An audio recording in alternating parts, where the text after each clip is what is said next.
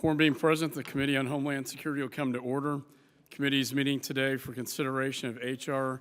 5390, the Cybersecurity and Infrastructure Protection Agency Act of 2016, H.R. 5253, the Strong Visa Integrity Secures America Act, H.R. 5385, the Quadrennial Homeland Security Review Technical Correction Act of 2016, H.R. 5064, the Improving Small Business Cyber Security Act of 2016, and H.R. 5388, the Support for Rapid Innovation Act of 2016, H.R. 5389, the Leveraging Emerging Technologies Act of 2016, H.R. 5391, Gains in Global Nuclear Detection Architecture Act. I now recognize myself for a very brief opening statement. The bills we will consider today are the product of bipartisan negotiation. They prove once again that this committee can come together on important issues such as visa integrity and restructuring offices in the department to address ever-changing threats to the homeland, such as cyber attacks.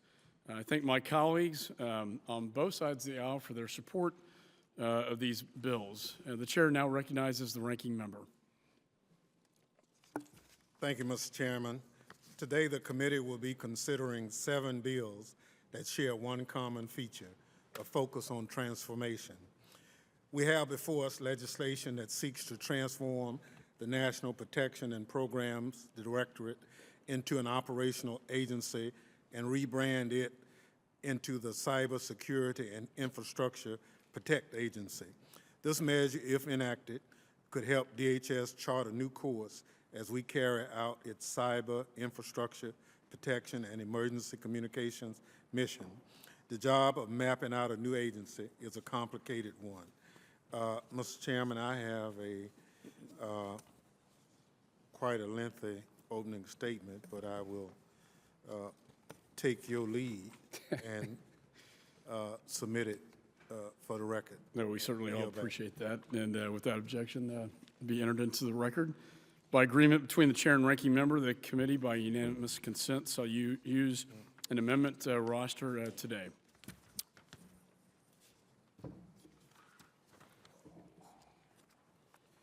I thank the chair for this. Mr. Chairman. Ranking members recognized.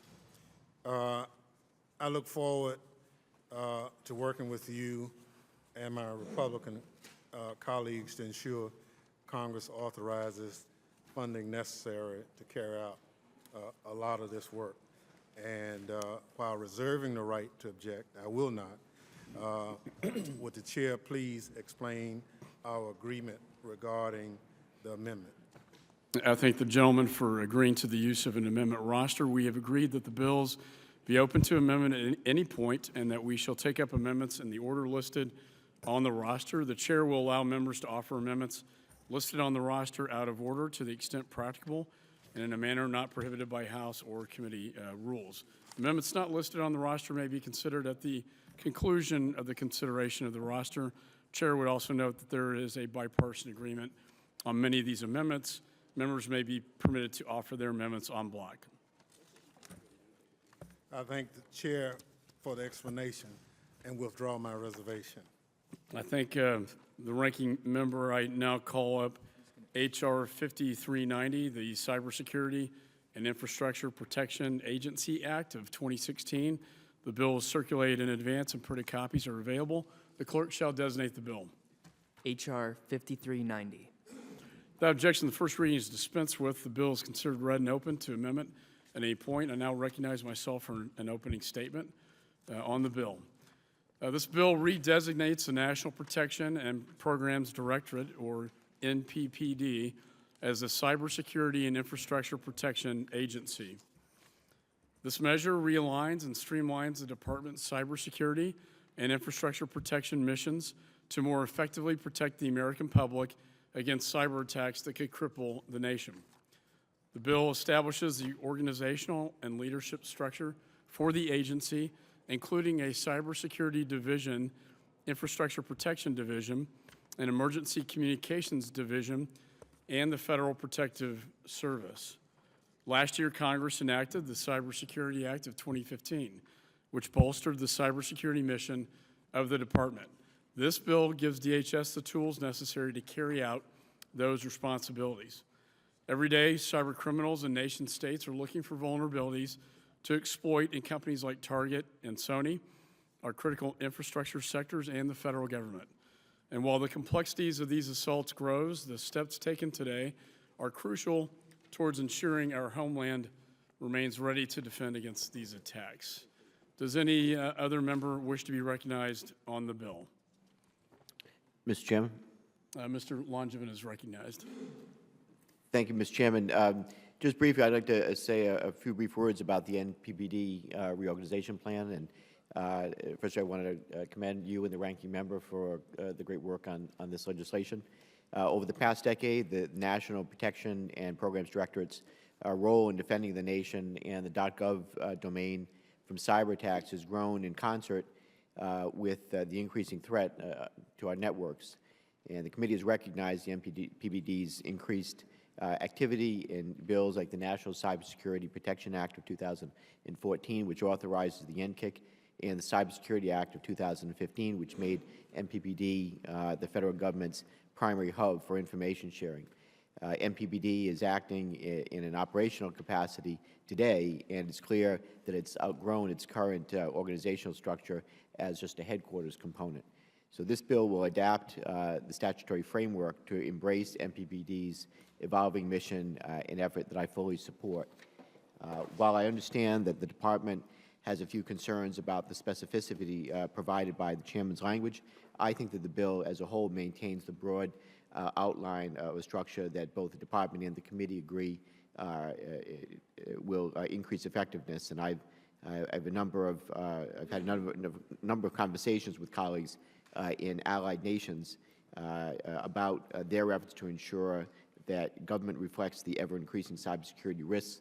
And again, I commend the chairman and the ranking member for their continued focus on this very important issue.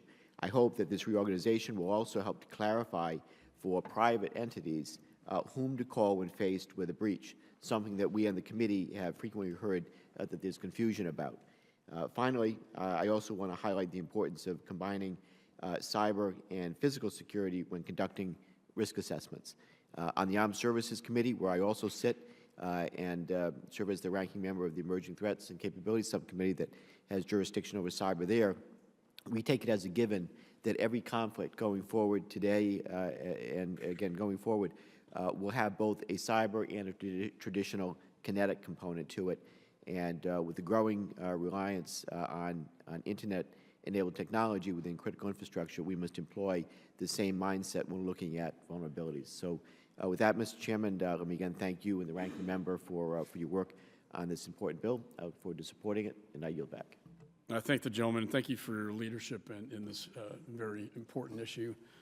So I appreciate your comments. Any other discussion on the bill? There being no further discussion, the committee will move to consideration of the amendments on the roster. Oh, I'm sorry, Ms. Watson-Coleman. Did you seek to be recognized? Yeah. Okay. Per the roster agreement listed first on the roster is a manager's amendment offered by the chairman. The clerk shall report the amendment. Amendment to H.R. 5390, offered by Mr. McCaul. Without objection, reading is dispensed with. The chairman now recognizes himself for 5 minutes to explain the amendment. I hope I don't take the full 5 minutes. This amendment makes strategic technical edits to the bill that have been negotiated in a bipartisan manner and further streamline the department's activities in support of its cybersecurity and infrastructure protection missions. A year ago, we heard through the media that the department wanted to reorganize its cybersecurity and infrastructure protection missions. And over the last year, we've held numerous meetings and listening sessions with the department and outside stakeholders to strengthen the ability of the department to effectively combat these threats. My amendment furthers the underlying bill's work, elevating the importance of cybersecurity and infrastructure protection within the department. The amendment ensures that all the activities of the department that currently undertakes to support its cybersecurity mission remain in one organization. As we face ever-escalating threats in cybersecurity space, it's important that the department has the organization and tools ready to combat these threats to protect the American people. And I ask my colleagues to support this amendment. Is there any further discussion on the amendment? There being no further discussion, the question now occurs on the amendment offered by the chairman. All those in favor signify by saying aye. Aye. All those opposed signify by saying no. In the opinion of the chair, the ayes have it. The amendment is agreed to.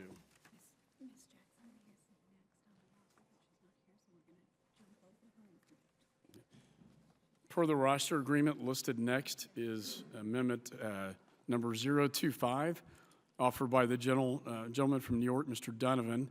Would the gentleman like to offer the amendment? Yes, Mr. Chairman, I have an amendment on the roster and ask for its consideration at this time.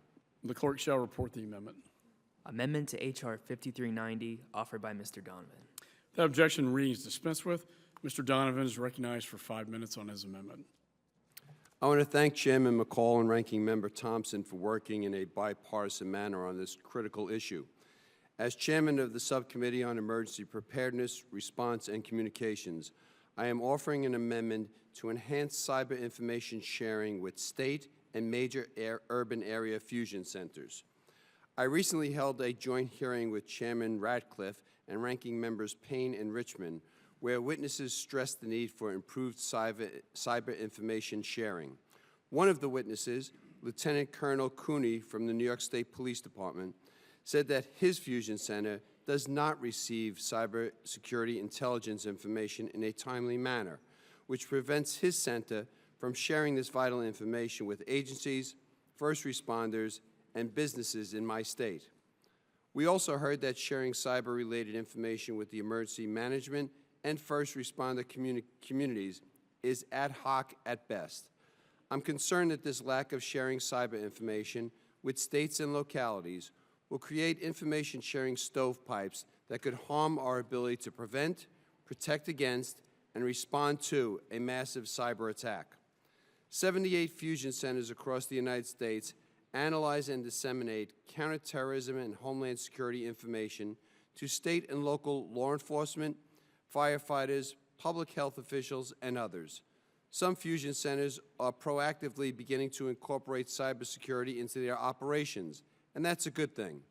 But more work needs to be done to create a complete cyber threat picture that allows states and localities to accurately prepare for cyber attacks.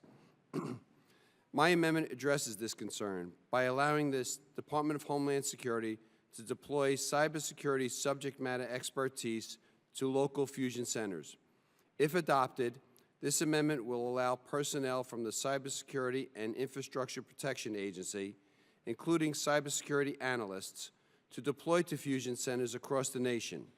It expands upon existing law, which allows personnel from only one office in the current National Protection and Programs Directorate, the Office of Infrastructure Protection, to deploy to fusion centers to assist states and localities with critical infrastructure assessments. By allowing cybersecurity analysts to deploy to fusion centers, we can help ensure states have the support needed to improve and sustain their cybersecurity capabilities. I urge adoption of this common sense amendment, and I yield back. Gentleman yields back. Is there any further discussion on the amendment? There being no further discussion, the question now occurs on the amendment offered by Mr. Donovan. All those in favor signify by saying aye. Aye. All those opposed signify by saying no. In the opinion of the chair, the ayes have it, and the amendment is agreed to. Per the roster agreement, listed next is amendment number 082, offered by the gentleman from New Jersey, Mr. Payne. I understand the gentleman from New Jersey is unavailable, and the ranking member will be offering his amendment. Yes, Mr. Chairman. Mr. Payne has two amendments listed on the roster, and I ask unanimous consent that they be considered en bloc at this time. Without objection, so ordered. The clerk shall report the en bloc amendment. An en bloc amendment to H.R. 5390, offered by Mr. Thompson. Without objection, the reading is dispensed with. Is there any further discussion on the en bloc amendment?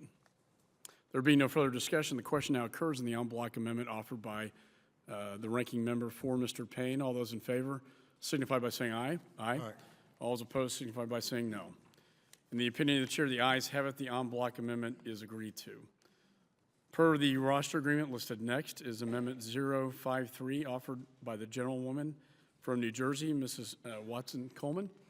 Would the gentle lady like to offer the amendment? Thank you. Yes, Mr. Chairman, I have an amendment on the roster. I'd like for it to be considered. Clerk shall report the amendment.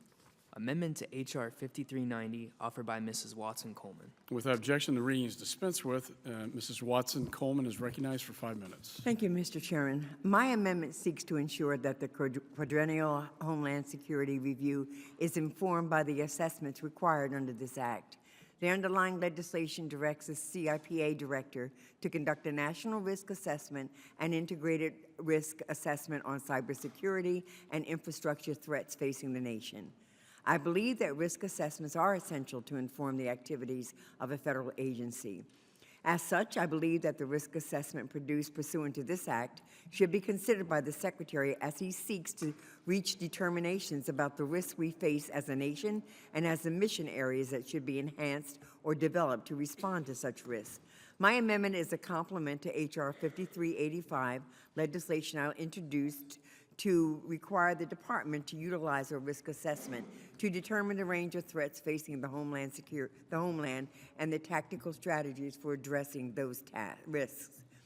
It is imperative that the risk assessments envisioned in the bill before us inform the QHSR, specifically because the QHSR outlines a broad range of homeland security threats, especially in the cybersecurity space. With that, Mr. Chairman, I encourage my colleagues to support this amendment, and I yield back. The gentlewoman yields back. Is there any further discussion on the amendment?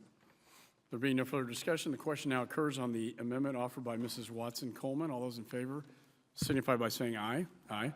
All those opposed signify by saying no. In the opinion of the chair, the ayes have it. The amendment is agreed to. Per the roster agreement listed next is amendment number 366, offered by the gentlewoman from Texas, Ms. Jackson Lee. I understand that the ranking member will offer her amendment. Thank you, Mr. Chairman. Ms. Jackson Lee has an amendment listed on the roster, and I ask unanimous consent that he be considered at this time. Without objection, so ordered. The clerk shall report the amendment. Amendment to H.R. 5390, offered by Mr. Thompson. Without objection, the reading of the amendment is dispensed with. And is there any further discussion on the amendment? There being no further discussion, the question now occurs on the amendment offered by Ms. Jackson Lee. All those in favor signify by saying aye. Aye. All those opposed signify by saying no.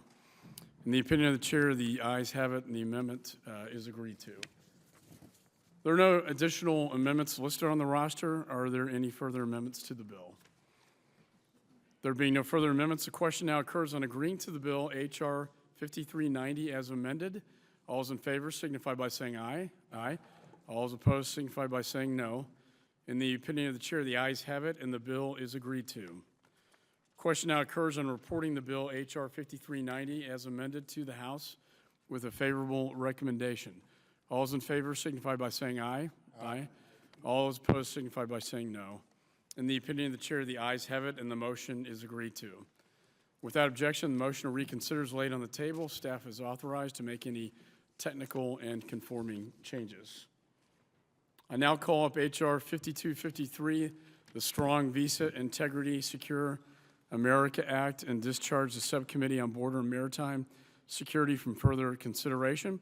The bill was circulated in advance and printed copies are available. The clerk shall designate the bill. H.R. 5253. Without objection, the first reading is dispensed with. Without objection, the bill is considered read and open to amendment at any point. An amendment in the nature of a substitute has been offered by the gentleman from Texas, Mr. Hurd. Does the gentleman wish to offer his amendment? Yes, Mr. Chairman. I have an amendment in the nature of a substitute listed on the roster, and I ask for its consideration at this time. The clerk shall report the amendment. Amendment in the nature of a substitute to H.R. 5253, offered by Mr. Hurd. Without objection, the reading is dispensed with, and the amendment in the nature of a substitute shall be considered base text for purposes of amendment. This amendment was noticed in compliance with the rules. The chair recognizes the gentleman from Texas, Mr. Hurd. Thank you, Mr. Chairman. We all know the stats: 40,000 foreign fighters from 120 countries, about 24 ISIS-linked plots inside the U.S., but despite improvements in the visa security screening process since 2001, terrorists and other bad actors have exploited the system to enter the U.S. legally. One successful program established after 9/11 is the Visa Security Program. It was authorized by the Homeland Security Act of 2002, provides for visa security units, which are specially trained ICE agents to be deployed to visa issuing posts around the world. While gaps like those which allow 9/11 hijackers to obtain visas, in many cases without a consular interview, have been closed, more can be done, including the deployment of visa security units to high-risk posts based on foreign fighter flow and overall terrorism risk. The amendment in the nature of a substitute I'm offering today would require DHS to assign ICE visa security units to not fewer than 50 high-risk diplomatic and consular posts at which visas are issued. In addition, this amendment in the nature of substitute authorizes the Secretary to assign employees to conduct remote visa security vetting to support an additional 50 posts that do not have visa security units in country. This will allow for increased vetting prior to the applicant's consular interview. Early vetting gives ICE agents critical lead time to resolve the derogatory information and coordinate with consular officers to fill any information gaps through interviews of those applicants. The bill under consideration will also effectively maximize the benefit of another DHS program known as Patriot, which conducts remote vetting, but only in support of posts where a visa security unit is located. This provision would expand Patriot to allow ICE agents to vet visa applicants in a cost-effective manner at locations where the VSUs do not exist. This ANS includes several other enhancements, providing DHS with a more unified role in granting security advisory opinions requested by the Department of State and training of consular officers. This bill makes great strides towards establishing a more reliable entry-exit system, requiring screening of electronic passports, which include embedded chips, which will minimize the threat from look-alike imposters. In addition, the bill requires facial recognition matching of foreign nationals under the Visa Waiver Program to further reduce possibilities for fraud. This measure also closed the gap identified in the course of the Boston bombing investigation. One of the bombers had a paper document known as an I-20, and it was terminated as a result of his dismissal, and he therefore should not have been allowed to re-enter the United States on his student visa. However, he was able to enter the report of entry in January of 2013. The lapse, according to some reports, this lapse occurred in part because Customs and Border Protection officers at primary inspection points did not have access to that I-20 form. So this measure would require screening of the Student Exchange Visitor Information System to be conducted in the primary screening process by CBP, eliminating a gap which allowed this co-conspirator of the Boston bombing to re-enter the country while being out of status. While interim measures have been made, screening against the SEVIS program in primary will close all existing gaps in the current entry system. This legislation is supported by the Security Industry Association, the U.S. Chamber of Commerce, and the U.S. Travel Association, and I ask unanimous consent that their letters of support be included in the record. Without objection, so ordered. We live in a day and an age when terrorists, criminals, and other actors continue to exploit our legal visa process. This cannot continue to happen. We must close remaining vulnerabilities in the current visa system. I therefore urge my colleagues to vote in favor of this amendment in the nature of a substitute and the underlying bill, and I yield back the balance of my time. Is there any further discussion on the amendment in the nature of a substitute? Hearing none, per the roster agreement listed next on the roster is an amendment offered by the gentleman from New York, Mr. Donovan. Would the gentleman like to offer his amendment? Yes, Mr. Chairman, I have an amendment on the roster and ask for its consideration at this time. The clerk shall report the amendment. Amendment to the amendment in the nature of a substitute offered by Mr. Donovan. Without objection, the reading of the amendments dispensed with. Mr. Donovan is recognized for 5 minutes. Thank you, Mr. Chairman. No longer do terrorists plot using just couriers and caves. Terrorist organizations like ISIS are savvy social media users. They use platforms like Facebook and Twitter to communicate, plot, radicalize, inspire, and recruit.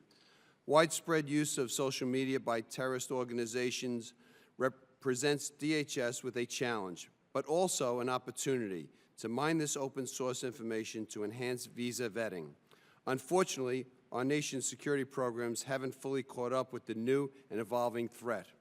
Our nation's visa security protocols do not effectively screen against public social media applications, even though those applications often provide information that slips through the cracks of the regular visa application process. My amendment would plug this security gap by authorizing the Secretary of Homeland Security to review the social media accounts of visa applicants who are citizens of or reside in high-risk countries. This would allow DHS to zero in on individuals who present the greatest risk to our nation, should they be allowed to enter. My amendment also defines the criteria the Secretary shall use in determining high-risk countries, and it instructs the Secretary to collaborate with appropriate national laboratories to develop the technology required to facilitate the review. This technology collaboration is important to screen such platforms and minimizes what would otherwise require significant manpower and law enforcement resources. Screening visa applicants' social media accounts will enhance the visa vetting capabilities of the United States government, both in the early stages of a visa application and at the issuance phase.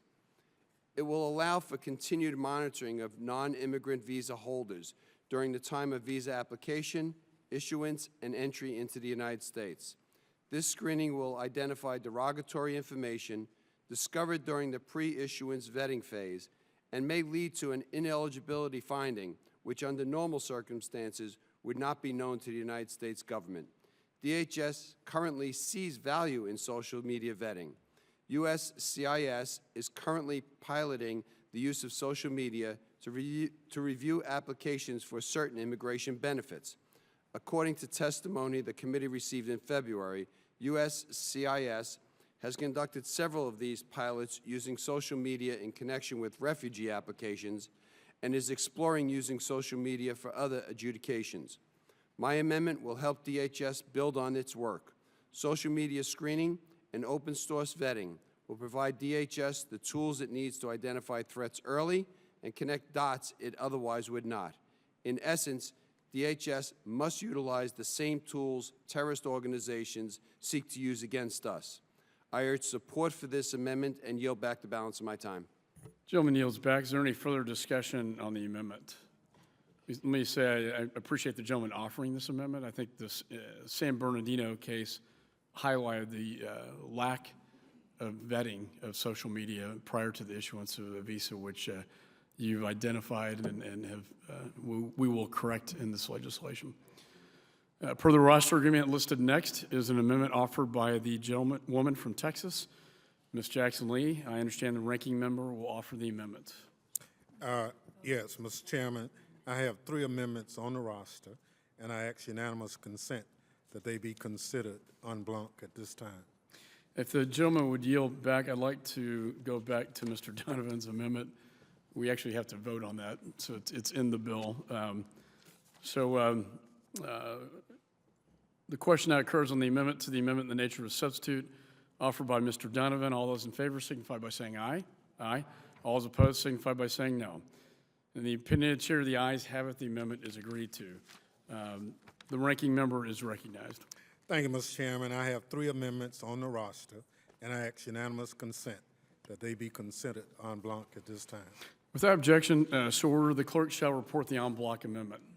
An en bloc amendment to the amendment in the nature of a substitute offered by Mr. Thompson. Without objection, the reading is dispensed with, and the ranking member, Mr. Thompson, is recognized for 5 minutes. Well, Mr. Chairman, these 3 amendments basically add additional continuity to the visa process. They strike the greatest extent practical in pursuing any of the information on people making applications. In addition to that, we add the number of citizens of Canada who entered the U.S. without a visa, whose authorized period of stay in the U.S. States terminated before the previous fiscal year, but who remain in the United States. In other words, we cleared the language with respect to individuals from Canada and their stays here. I yield back. Thank the ranking member. Is there any further discussion on the en bloc amendment? There being no further discussion, the question now occurs in the en bloc amendment to the amendment in the nature of a substitute offered by Ms. Jackson Lee. All those in favor signify by saying aye. Aye. All those opposed signify by saying no. In the opinion of the chair, the ayes have it and the amendment is agreed to. There are no additional amendments listed on the roster. Are there any further amendments to the amendment in the nature of a substitute? Let me just say before we vote, I want to thank the gentleman from Texas for bringing this important bill forward. I think one of the most important things that we do in this committee and the department as well is prohibiting the travel of terrorists from getting into the United States and the proper screening of terrorists from entering the United States. I think this bill will as a sequel to the bill we passed in December, strengthen our visa security efforts abroad, and at the same time, we'll be protecting the homeland. So there being no further amendments, the question now occurs on agreeing to the amendment in the nature of a substitute to H.R. 5253 as amended. All those in favor signify by saying aye. Aye. All those opposed signify by saying no. In the opinion of the chair, the ayes have it, and the amendment in the nature of a substitute is agreed to. Question now occurs on reporting H.R. 5253 as amended to the House with a favorable recommendation. All those in favor signify by saying aye. Aye. All those opposed signify by saying no. In the opinion of the chair, the ayes have it. The motion is agreed to. Without objection, the motion to reconsider is laid on the table. Staff is authorized to make any technical and conforming changes. I now call up H.R. 5385, the Quadrennial Homeland Security Review Technical Correction Act of 2016. The bill is circulated in advance and printed copies are available. The clerk shall designate the bill. H.R. 5385. Without objection, the reading is dispensed with. Bill is considered read and open to amendment at any point. The gentlewoman from New Jersey is recognized for 5 minutes. Thank you, Mr. Chairman. My bill, H.R. 5385, the Quadrennial Homeland Security Review Technical Correction Act, seeks to improve the Quadrennial Homeland Security Review produced by DHS every 4 years. In 2007, this committee passed Public Law 110-53, the implementing recommendations of the 9/11 Commission Act. Under the Act, DHS is required to produce a unified strategic framework for Homeland Security missions and goals. The QHSR is supposed to outline specific threats to the homeland and offer tactical strategies for handling those threats based on insight from the entire Homeland Security enterprise. DHS has produced 2 QHSRs thus far in 2010 and 2014. The GAO has reviewed each QHSR and identified a number of areas for improvement. My bill is a product of collaboration between the committee, DHS, and GAO. Among the key provisions of H.R. 5385 are refinements to the deadline, requirements for more robust stakeholder engagement, and better documentation of the factors that inform the review's findings. My bill puts a major emphasis on stakeholder engagement by requiring documentation regarding communications with stakeholders and information on how feedback from stakeholders influences the review. It also seeks to enhance stakeholder engagement by specifying certain key stakeholders to be consulted. To ensure that the risk assessment undertaken to produce the QHSR is repeatable in future years, my bill requires DHS to retain all information regarding the risk assessment, including data used to generate the risk results and the sources of information to generate the risk assessment. I appreciate the support that my partner on the Oversight Subcommittee has shown for this bill, and with that, Mr. Chairman, I yield back. The gentlewoman yields back. Is there any further discussion on the bill? There being no further discussion on the bill, the committee will move to consideration of the amendments on the roster. Per the roster agreement listed first is an amendment offered by the gentleman from Pennsylvania, Mr. Perry. Would the gentleman like to offer his amendment? Yes, Mr. Chairman, I have an amendment at the desk. Clerk shall report the amendment. Amendment to H.R. 5385 offered by Mr. Perry. Without objection, the reading is dispensed with. Mr. Perry is recognized for 5 minutes. Thank you, Mr. Chairman. This amendment requires DHS to identify wasteful, redundant, and unnecessary resources that can be redirected to better support other existing capabilities and capabilities when DHS identifies the resources needed to fulfill the department's missions. The nation's $19 trillion in debt, and DHS has to participate in maximizing all possible efficiencies. DHS has taken steps to improve how it evaluates joint requirements and reduce and eliminate redundant capabilities through the creation of the Department's Joint Requirements Council, the JRC. However, DHS should integrate its unity of effort into the strategic planning process. This amendment requires DHS to reduce duplication and implement waste as part of and eliminate waste as part of the QHSR process to make DHS a more efficient and effective organization. I urge my colleagues to support the amendment and yield. Gentleman yields back. Is there any further discussion on the amendment? Ms. Watson-Coleman is recognized.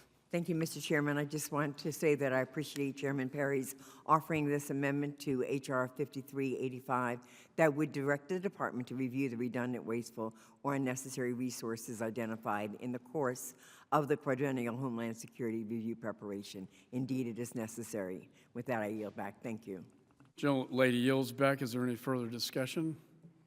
There being no further discussion, the question now occurs in the amendment offered by Mr. Perry. All those in favor signify by saying aye. Aye. All those opposed signify by saying no. In the opinion of the chair, the ayes have it. The amendment is agreed to. There are no more amendments listed on the roster. Are there any further amendments to the bill? There being no further amendments, the question now occurs in agreeing to the bill, H.R. 5385 as amended. All those in favor signify by saying aye. Aye. All those opposed signify by saying no. In the opinion of the chair, the ayes have it. The bill is agreed to. Question now occurs on reporting H.R. 5385 as amended to the House with a favorable recommendation. All those in favor signify by saying aye. Aye. All those opposed signify by saying no. In the opinion of the chair, the ayes have it. The motion is agreed to. Without objection, the motion to reconsider is laid on the table. Staff is authorized to make any technical and conforming changes. I now call up H.R. 5064, the Improving Small Business Cybersecurity Act of 2016, and discharge the Subcommittee on Cybersecurity, Infrastructure Protection, and Security Technologies from further consideration. The bill is circulated in advance. Copies are available. The clerk shall designate the bill. H.R. 5064. Without objection, the first reading is dispensed with. Bill is considered read and open to amendment at any point. Is there any discussion on the bill? The committee will move to consideration of the amendments on the roster per the roster agreement. Listed first is an amendment offered by the gentleman from Louisiana, Mr. Richmond. Would the gentleman like to offer his amendment? Yes, Mr. Chairman. I have two amendments on the roster, and I ask unanimous consent that they be considered en bloc at this time. Without objection, so ordered. The clerk shall report the en bloc amendment. An en bloc amendment to H.R. 5064 offered by Mr. Richmond. Without objection, the reading is dispensed with. Mr. Richmond is recognized for 5 minutes. Thank you, Mr. Chairman. My first amendment to H.R. 5064 seeks to make the bill better conform to this committee's legislative core, the Homeland Security Act of 2002. My amendment specifies that DHS may provide information on cyber threat indicators, defensive measures, cybersecurity risk, incidents, analysis, and warnings to small businesses.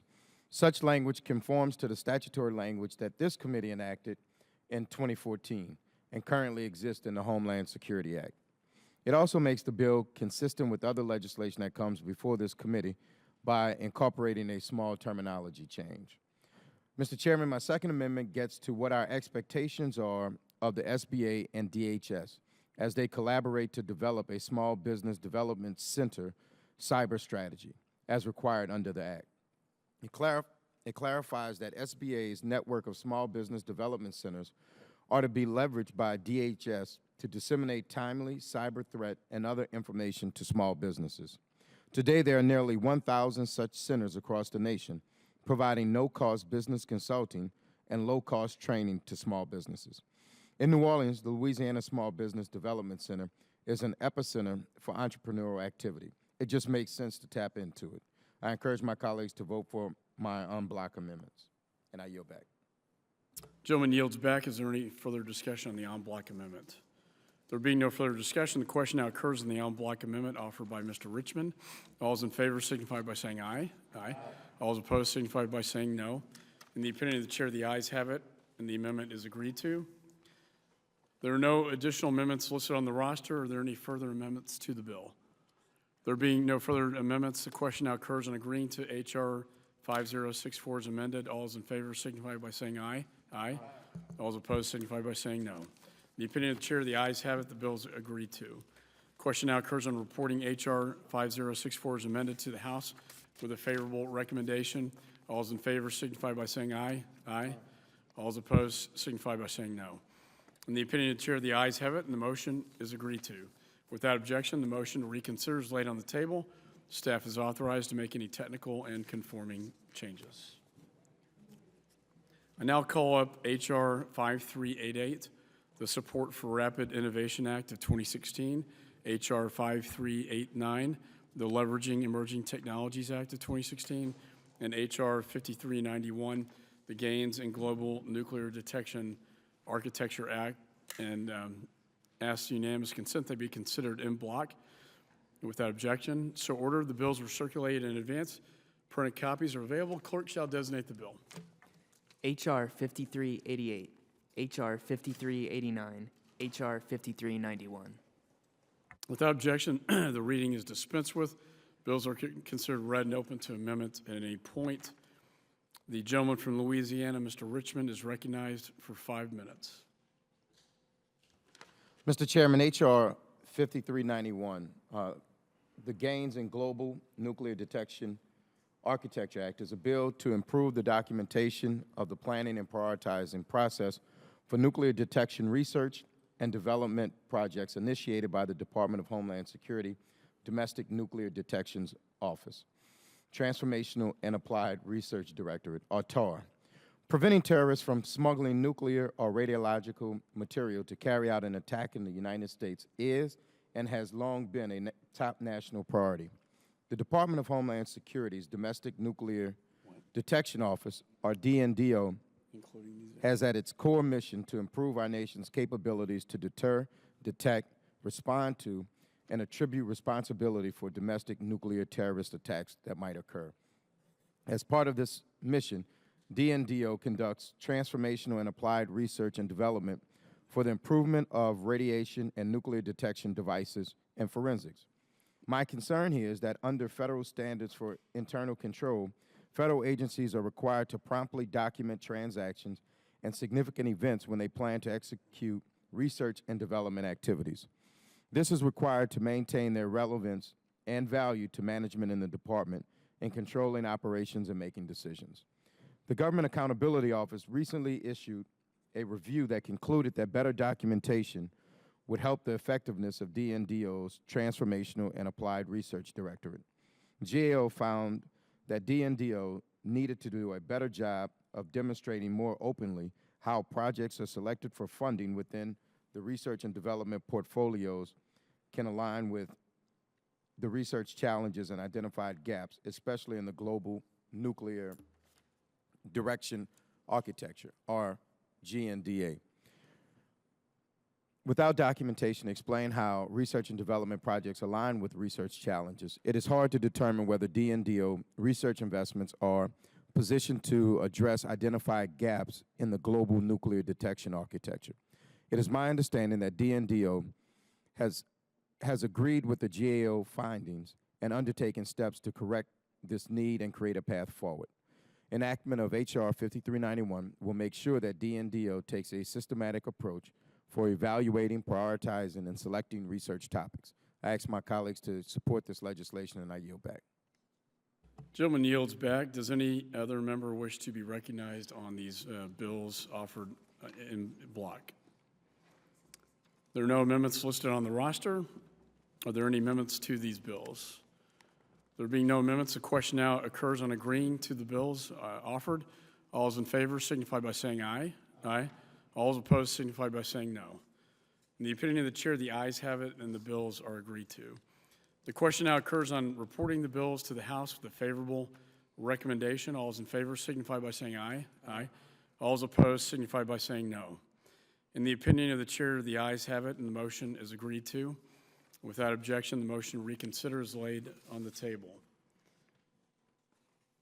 This concludes the consideration of bills noticed by the committee for today. I would like, before I recognize the gentleman from New York, I would just like to say for the benefit of the committee members that this committee has now passed 80 bills out of committee, which is a record. The only other committee to pass more legislation out of committee is the Energy and Commerce Committee.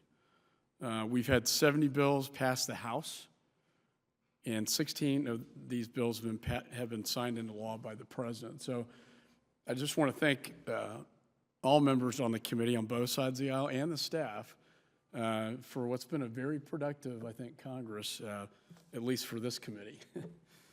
So with that, I now recognize Mr. Katko. Thank you, Mr. Chairman. Pursuant to Rule 22, Clause 1 of the Rules of the House, I move that the committee authorize the chairman to offer such motions as may be necessary in the House to go to conference with the Senate on the bills ordered reported by this committee today or on similar Senate bills. Without objection, the motion is agreed to. Mr. Chairman. The ranking member is recognized. Mr. Chairman, pursuant to House Rule 11 and Clause 2L, I ask that members have 2 calendar days to file with the clerk of the committee supplemental, additional, or minority views on each of the bills ordered reported by the committee today. Without objection, so ordered. There being no further business to transact, the committee stands adjourned.